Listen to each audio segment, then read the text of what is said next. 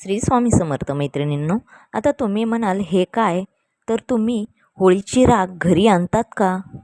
व ही राख घरी का आणतात?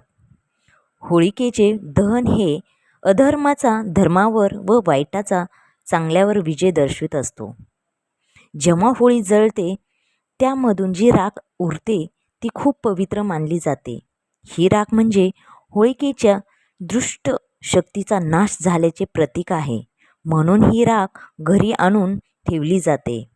कारण घरातील दुष्ट शक्ती, नकारात्मकता, वाईट दृष्टी, भूत प्रेत बाधा यांचा नाश होईल आणि सकारात्मकतेला वाढवा भेटेल. यासाठी आपण ही राख घरी आणत असतो. आता ज्योतिषशास्त्रानुसार व वास्तुशास्त्रांच्या दृष्टीने कोणाकडून पण बघायचे झाले तर ते सांगतात होळीची राख ही अग्नीची शुद्ध राख असते. ही राख खूप पवित्र असते. या राखेचे उपाय खूप आहेत. ते उपाय असे आहेत की त्याचे फळ पण तेवढ्याच पटीने आपल्याला भेटते. म्हणजेच ही राख तिजोरीत ठेवल्याने होलिकेची राख धनसंपत्ती वाढते. त्याचबरोबर लक्ष्मी प्रसन्न होते आणि धनलाभ देखील होतो. यासाठी आपण ही राख एका लाल कपड्यामध्ये थोडी राख बांधून 7 तांब्याची नाणी किंवा 7 धान्याची दाणे हे तिजोरीमध्ये एकत्र ठेवावीत. यामुळे पैशाच्या अडचणी दूर होतात, लक्ष्मी माता प्रसन्न होते. त्याचबरोबर दुसरा उपाय म्हणजेच प्रवेशद्वाराचा एका छोट्या पुडीमध्ये राख घेऊन आपल्या घराच्या किंवा दुकानाच्या प्रवेशद्वारावर ठेवावी. यामुळे येणारी जी नकारात्मक ऊर्जा आहे ती बाहेरच राहते.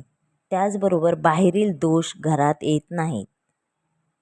व तिसरा उपाय म्हणजेच आपल्या अंघोळीच्या पाण्यामध्ये थोडी राख अंघोळीच्या पाण्यात टाकावी. यामुळे घरातील ग्रहदोष, काळ्या जादूचा प्रभाव कमी होतो. त्याचबरोबर चौथा उपाय हा आहे की ही राख आपल्या कपाळाला देखील लावावी. यामुळे वर्षभर जो आजार आपल्याला कंटिन्यू जडत असेल काय तर तो कमी होतो. नजरबाधा होत नाही. हे उपाय जर आपण श्रद्धेने केले तर याचे फळ पण आपल्याला दिसेल. या राखेमध्ये औषधी गुणधर्म असतात. गाईचे शेण असते, यज्ञ सामुग्री असते. ही राख त्वचेला लावली तर खाज येत नाही, चेहऱ्यावरील पुरळ येत नाही. कारण ही राख अँटीबॅक्टेरियल असते. कारण गाईचे शेण, समिधा, लाकूड हे जळत असल्याने या राखीत औषधी गुणधर्म उतरलेले असतात. आता या होळीची राख इतकी पवित्र का मानली जाते तर होलिका दहन नंतर उरलेली राख भस्म ही पवित्र मानली जाते. कारण वाईटावर चांगल्याचा विजय दर्शवतो, घरातील नकारात्मक ऊर्जा दूर करते. आता ही राख घरी कशी आणतात तर होलिका दहन झाल्यावर दुसऱ्या दिवशी सकाळी धुरोडीच्या आधी ती स्वच्छ अशा कापडामध्ये घरी आणायची आहे. ती थोडी आपल्या दरवाजाच्या मुख्य दरवाजावर टाकायची आहे. त्याचबरोबर देवघरामध्ये थोडी ठेवायची आहे व आपल्या घराच्या आजूबाजूला सर्व ठिकाणी थोडी थोडी ती शिंपडायची आहे. घराच्या दारात व सर्व घराच्या चारी बाजूला ही राख शिंपडायची आहे. त्याचबरोबर ती कपाळाला देखील लावायची आहे. ही राख शेतकरी लोक ती राख खूप म्हणजे होलिका दहन झाल्यानंतर आपल्या शेतात टाकतात. का तर या हेतूने ते टाकतात की यावर्षी अजून चांगले उत्पन्न यावे, म्हणून शेतकरी देखील ही राख शेतात टाकतात. काही पारंपरिक श्रद्धा आहेत, त्याचे फायदे पण आहेत. जसे की घरात वाद विवाद कमी होतात का, नजरदोष करणी संरक्षण होते अशी समजूत आहे. नवीन काम सुरू करताना राखीचा टिळा लावावा. त्याचबरोबर लहान मुलांना देखील या राखीचा टिळा लावावा.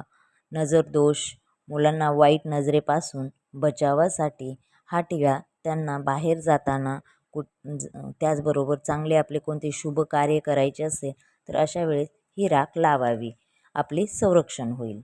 काही गोष्टी लक्षात असू द्या की ही राख घेताना आदर व श्रद्धेने घ्या. उगा आपण घ्यायची आहे हो सांगतात की ही राख खूप चांगली असते आणि असं करून आणायची आणि घरात एखाद्या कोपऱ्याला टाकून द्यायची. अशा हेतूने तुम्ही ही राख घेऊ नका. उगाच पाप करू नका. घेताना आदर व श्रद्धेने ही राख घ्यावी. खूप जास्त पण राख घेऊ नये. फक्त शुद्ध लाकूड व नैसर्गिक वस्तूंनीच केलेल्या होळीची राखच घरी आणावी. लक्षात असू द्या, होळीची राख ही शुद्ध लाकूड व नैसर्गिक वस्तूंनीच केलेल्या होळीची राखच घरी आणावी. होळीची राख सांगते अहंकार, माज याला जाळून टाका आणि आयुष्य नवीन सकारात्मकताने सुरू करा.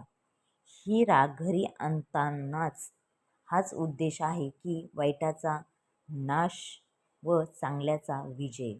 याच्यासाठी हा व्हिडिओ जर माझा तुम्हाला आवडला असेल तर नक्की माझ्या चॅनलला शेअर करा, सबस्क्राईब करा आणि लाईक करा. त्याचबरोबर बेल आयकॉन बटन प्रेस करायला विसरू नका नवीन इन्फॉर्मेशनसाठी. आणि कमेंट्स बॉक्समध्ये लिहायला विसरू नका. श्री स्वामी समर्थ मैत्रिणींनो.